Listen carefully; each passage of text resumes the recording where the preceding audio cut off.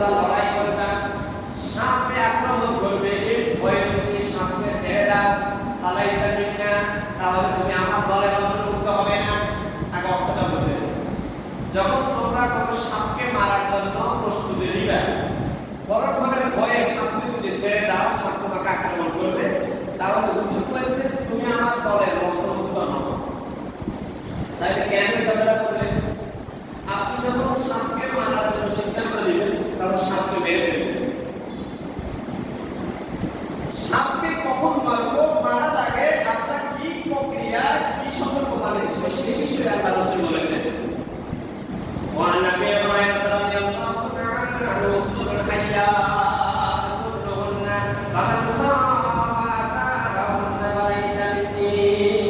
হযরত আবু হুরায়রা রাদিয়াল্লাহু তাআলা আনহু থেকে বর্ণিত আরেকটি হাদিস শরীফ বিশ্বনবী বললেন, উকতুল হাইয়াত, হাইয়াতুন সাপ, হাইয়াত বক্সর, উকতুল হাইয়াত, তোমরা সব ধরনের সাপকে হত্যা করো, ইল্লা আবিয়াদুন, তবে এক ধরনের সাপ আছে যেগুলা রূপা কালার, ওই রৌপ্য কালারের যে সাপগুলো, সাদা এবং রৌপ্য কালারের সাপগুলোকে তোমরা হত্যা করিও না।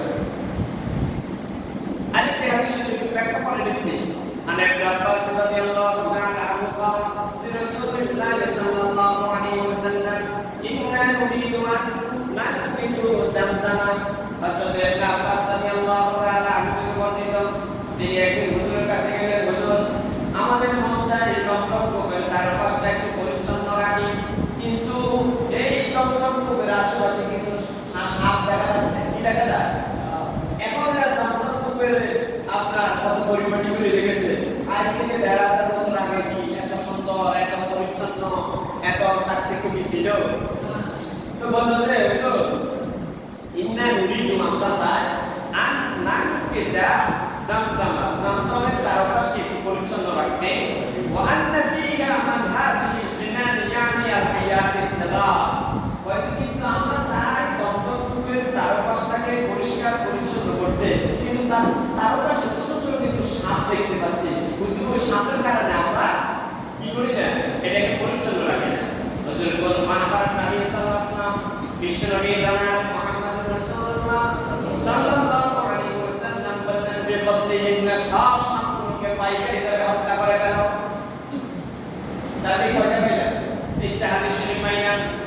এরপর আরেকটি হাদিস শরীফ সালিম ইবনে আনাবি, হযরত সালিম রাদিয়াল্লাহু তাআলা আনহু আনাবি, তিনি তার বাবা থেকে বর্ণনা করেন, আন্না রাসূলুল্লাহ সাল্লাল্লাহু আলাইহি ওয়াসাল্লাম, নিশ্চয়ই জনাব মুহাম্মদুর রাসূলুল্লাহ সাল্লাল্লাহু আলাইহি ওয়াসাল্লাম বলেছেন, উকতুল হাইয়াত, তোমরা সব ধরনের হিংস্র প্রাণীগুলোকে হত্যা করো, ওয়া তুফিয়াতাইনি, বিশেষ করে যাতে যেই সাপগুলোর গায়ে দুই ধরনের চোখ দেখবা, ওই সাপগুলোকে হত্যা করবা।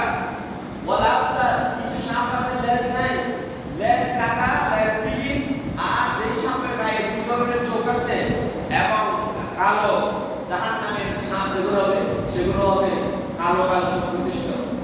এই দুই ধরনের, যেই সাপের লেজ নাই এবং যেই সাপের গায়ে আপনার দুটো চোখ তুলে অনুমান করবেন, ওই সাপকে তোমরা হত্যা করো, কারণ ওই সাপের দিকে নজর পড়লে তোমাদের চোখের দৃষ্টি নষ্ট হয়ে যাবে। ওই সাপের দিকে যদি কোনো গর্ভবতী নারীর দৃষ্টি পড়ে, গর্ভ খালাস হবে। মারাত্মক না? তাহলে পৃথিবীতে ৩,০০০ প্রজাতির সাপ, তার ভিতরে ৫০০ সাপ বিষাক্ত, এগুলোকে আল্লাহ বিষ দিয়ে তৈরি করেছে, আর বাকিগুলো বিষাক্ত নয়, এগুলো উপকারী, এগুলো জমির উর্বর করে। ওই যে এগুলো মানুষ যে ফসল ফলাতে রোপণ করে, এই যে পঙ্গপাতগুলো, কীটগুলো, তারপরে আপনার আরেকটা আছে, অর্থাৎ কৃষকের ফসলগুলোকে নিরাপদ রাখার জন্য ওই সাপগুলো, যে সাপগুলো বিঞ্জর নয়, ওই সাপগুলোকে আল্লাহ পাক তৈরি করেছেন মানুষের ধান ক্ষেত, মানুষের ফসল ফলাদিকে নিরাপদ রাখার জন্য। যত ধরনের কীট পতঙ্গ আপনার ফসলকে ক্ষতি করতে পারে, ওই ক্ষতিকর কীট পতঙ্গ সব মধ্যে ওই সাপগুলো খেয়ে ফেলে।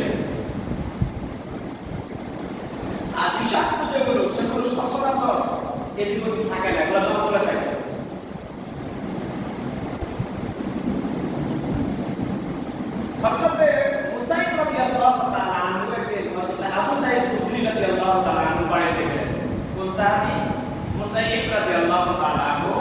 গেছেন আবু সাঈদ খুদরি রাদিয়াল্লাহু তাআলা আনহু বাড়িতে। যাওয়ার পরে আবু সাঈদ খুদরি রাদিয়াল্লাহু তাআলা আনহু মুসাইব রাদিয়াল্লাহু তাআলা আনহু বলল যে ইজলিস ইনদি, তুমি আমার পাশে বসো।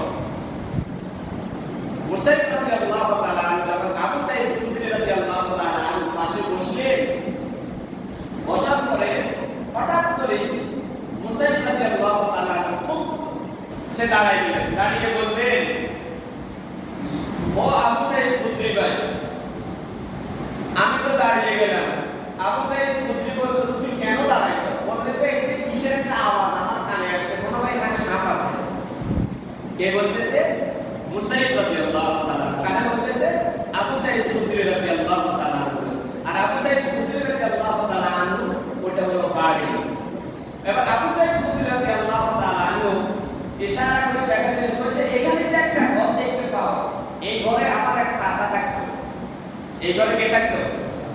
আমার এক চাচা থাকতো। খন্দক যুদ্ধের টাইমে আমার ওই চাচা বিবাহ করেছে। কথা কি বুঝলেন আপনারা? খন্দক যুদ্ধের টাইমে আমার ওই চাচা বিবাহ করেছে। তো সাহাবায়ে কেরাম বিবাহ করার আগে হুজুরে জানাইতেন, পরেও বাড়িতে যাওয়ার জন্য হুজুর থেকে অনুমতি দিতেন। হুজুর সাল্লাল্লাহু আলাইহি ওয়াসাল্লাম বললেন, হুজুর আমি বাড়িতে যাব। হুজুর সাল্লাল্লাহু আলাইহি ওয়াসাল্লাম তো জানেন। হুজুর বললেন, যাও যে তুমি একটা হাতিয়ার নিয়ে বাড়িতে যাবে। কি নিয়ে? একটা হাতিয়ার নিয়ে বাড়িতে যাবে। তো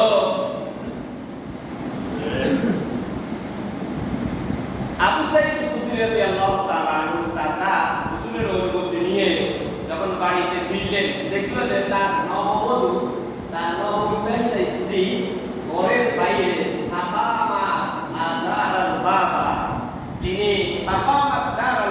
তিনি দরজার সামনে দাঁড়িয়ে আছেন। ঘর থেকে বাইরে হয়ে দরজার সামনে দাঁড়িয়ে আছেন। আবু সাঈদ খুদরি রাদিয়াল্লাহু তাআলা চাচা বললেন, তুমি কেন ঘর থেকে বের হয়ে দরজার সামনে দাঁড়িয়ে আছো? বলল যে আজকে সিদ্ধান্ত নাও, বেশি কথা বলিও না। আমি কি জন্য ঘর থেকে বের হয়ে দরজার সামনে দাঁড়িয়ে আছি একটু দেখো। হযরত আবু সাঈদ খুদরি রাদিয়াল্লাহু তাআলা চাচা ঘরের ভিতরে ঢুকে দেখলেন একটা কালো কুসকুসে একটা কালো সাপ। তিনি আবু সাঈদ খুদরি রাদিয়াল্লাহু তাআলা চাচা এই কথাগুলো কে কানে বলতেছে? আবু সাঈদ খুদরি বলতেছে, ওই আগন্তুক সাহাবী মুসাইব রাদিয়াল্লাহু তাআলা বলতেছে ঘটনাটা যে আমার চাচা এই ঘরে থাকতো। আমার চাচা খন্দক যুদ্ধ চলাকালীন টাইমে বিবাহ করেছেন। হুজুর সাল্লাল্লাহু আলাইহি ওয়াসাল্লামের কাছ থেকে অনুমতি নিয়ে যখন বাড়িতে আসলেন, হুজুর বললেন, তুমি যে বাড়িতে যাও একটা হাতিয়ার নিয়ে বাড়িতে যেও। তো তিনি যে হাতিয়ার নিয়ে বাড়িতে আসলেন সেটা ছিল এক ধরনের বল্লম। আমাদের গাঙ্গুতি দিয়ে রাকশা এমনি মানে রাকশা ছিল ইন্ডিয়ানরা, এটা মাসে সামনে গা বাড়ায়।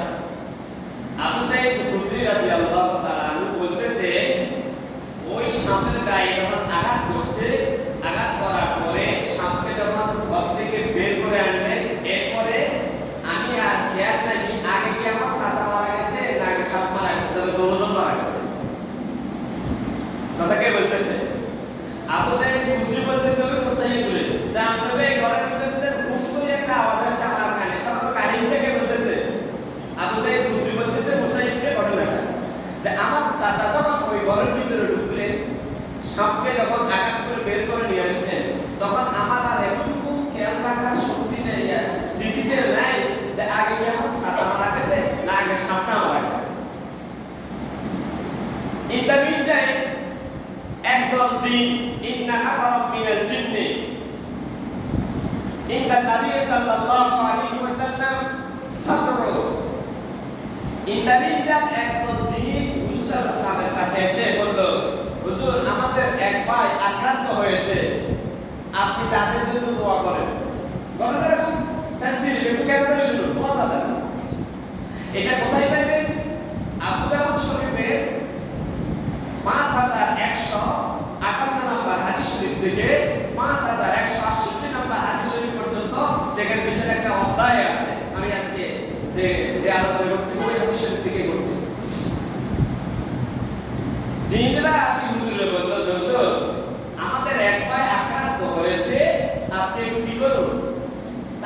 দোয়া করো। হুজুর সাল্লাল্লাহু আলাইহি ওয়াসাল্লাম তো বুঝলেন নাই, হুজুর ওরে বলছে একটা হাতিয়ার দিয়ে যায়, আবার বড়টা তো কি করছে, হুজুর তো আল্লাহ পাক জানাইছে, হুজুর গায়েব জানেন না, তবে আল্লাহ পাক সব জানেন। তাহলে আর কারো তবে শব্দের ভিতরে কি থাকবে না, কন্ট্রাডিকশন থাকবে না, সব গায়েবের জ্ঞান আল্লাহর কাছে। তবে হুজুরের সব কিছু কে জানাই দিতেন? আল্লাহ। কোন জায়গায় কোন দুর্বলতা নিয়ে এসেছে কে জানাই দিত? আল্লাহ। ওহীর তো ধরন দুইটা, একটা হলো সরাসরি, একটা হলো মৌখিক ওয়ার্ডার। মৌখিক ওয়ার্ডারটা হলো হুজুরের কাছে ইলহাম আসতো, আরেকটা হলো প্রজ্ঞাপন আকার। প্রজ্ঞাপন আকার ওহী যেটা সেটা হলো কোরআন শরীফ।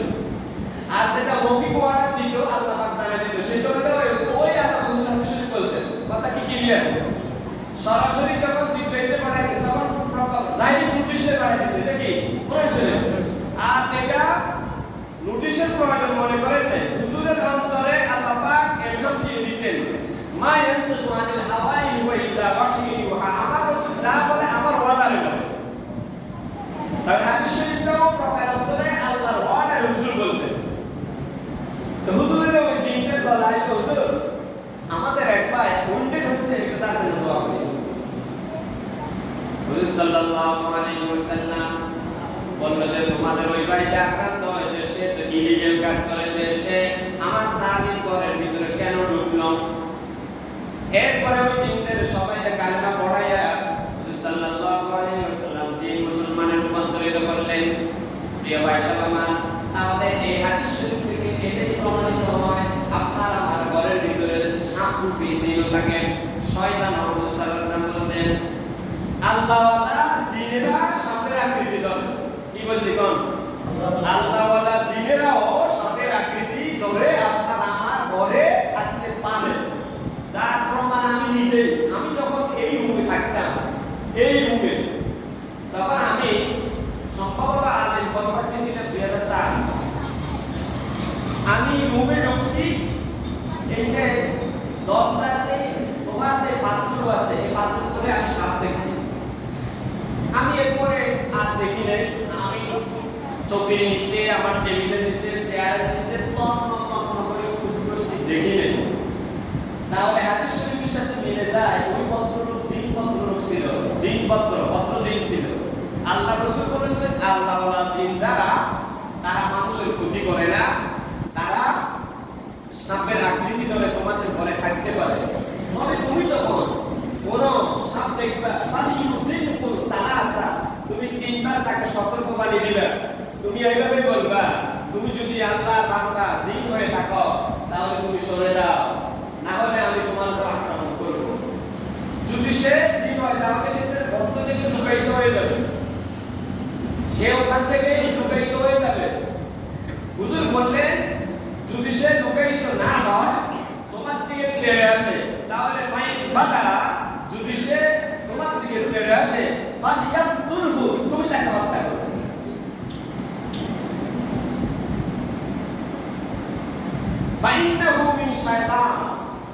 সে হচ্ছে শয়তান জিন। যে জিনটাকে তুমি সতর্কবাণী দেওয়ার সাথে যেখান থেকে সেখান থেকে গায়েব হয়ে গেছে অটোমেটিক, তখন আর তুমি কিছু করিয়ে দাও, ওটা আল্লাহওয়ালা জিন। আর যে জিনটাকে সতর্কবাণী দেওয়ার পরে সে সতর্কবাণীকে উপেক্ষা করে তোমার দিকে ফিরে আসে, তাকে প্রমাণটা করে শয়তান। সে কি? শয়তান জিন। আরেকটা হলো জীববৈচিত্র্য রক্ষার জন্য, মানুষের ফসল ফলাদিকে নিষ্কান্ত রাখার জন্য, মানুষের জমিনের ভিতরে যে কীট পতঙ্গ, ফসল বিধ্বংসী যে কীটগুলো জন্ম নয়, সেগুলোকে আল্লাহ পাক নষ্ট করার জন্য 20 বিঘিত 2500 সাপ পয়দা করেছে। ওই সাপগুলো মানুষের জমিনকে উর্বর রাখে, ওই সাপগুলো মানুষের ফসল ফলাদিকে নিষ্কান্ত রাখে, ফসল ফলাদিকে ধ্বংসকারী কীট পতঙ্গগুলো ওই সাপগুলো খেয়ে ফেলে। ওগুলো কোনো মাঝাবে খাওয়া যায়, ওগুলো আমি বলবো না। বাংলাদেশ এমন একটা দেশ, এক কথা বলতে কাজী পুলিশ এটা দিয়ে যা করবা, এটা বাংলাদেশ। কোনো মাঝাবে ওই সাপগুলো খাওয়া যায় যেগুলোতে বিষ নেই, যেগুলো মানুষের উপকার করে, যেগুলো ফসল ফলাদিতে ধ্বংসকারী কীট পতঙ্গগুলোকে খেয়ে ফেলে, ওই সাপগুলো খাওয়া যায়। আমাদের মাঝাবে এই ব্যাপারে কোনো জ্ঞান নেই, আমাদের মাঝাবে এই ব্যাপারে দিক নির্দেশনা নেই, অন্য মাঝাবে আছে। এখন আমাদের করণীয় বর্তমান পাড়ি দিয়ে যে সাপগুলো আসতেছে, এই সাপগুলো নিঃসন্দেহে ভয়ঙ্কর। আল্লাহ রাসূল বলেছেন 3000 প্রজাতির সাপের ভিতরে 500 সাপ আছে, এগুলো বিষাক্ত। এগুলো এমন বিষ আছে, এক মিনিটের ভিতরে তাদের ওই বিষাক্তের ছোবলে বিষের কারণে মানুষগুলো মারা যায়। আবার ওই সাপগুলোই তোমাদের উপকারী। কিন্তু বর্তমান বিজ্ঞান একটু আমি আপনাদেরকে বলেছিলাম, বেলজিয়াম, জার্মান, অস্ট্রেলিয়া, কানাডা, তারা যে অ্যান্টিবায়োটিক আবিষ্কার করে, বর্তমান যে আপনার ক্যান্সারের যে টিকা, হার্ট অ্যাটাকের যে টিকা, বর্তমান ইউরোপ আমেরিকা গবেষণা করতেছে, তারা বিষাক্ত সাপের বিষ কালেকশন করে 1 আউন্স বিষের দাম $1,000,000,000। এবার বুঝতে পারেন সেখান থেকে সামান্য অনুপরিমাণ বিষাক্ত সাপের বিষ দিয়ে আপনার আমার হার্ট অ্যাটাক এবং আপনার আমার এই যে ক্যান্সারের জন্য টিকা আবিষ্কার করতেছে সাপটি। তাহলে আল্লাহ পাক যে বললেন, রব্বানা মা খালাকতা হাযা বাতিলা, আমি আমার সৃষ্টি জগতের কোন জিনিস বান্দা তোমাদের অকাল্লারে সৃষ্টি করি নাই। এখন আপনি আবার ফালতু প্রশ্ন করতে পারেন, হুজুর কোনো কিছু যদি অকাল্লারে সৃষ্টি না করে তাহলে এগুলো আমাদেরকে কামড়ায় কেন? এগুলো ততক্ষণ আমাদেরকে কামড়াবে ততক্ষণ আমরা আল্লাহর নাফরমানি করব। সেই কথাটা আল্লাহ পাক কোরআন শরীফে বলেছেন, মা ইয়ালামু জুনুদা রাব্বিকা ইল্লা হুয়া। ও পৃথিবীর মানুষেরা, আকাশে জমিনে অসংখ্য ছড়িয়ে ছিটিয়ে আমার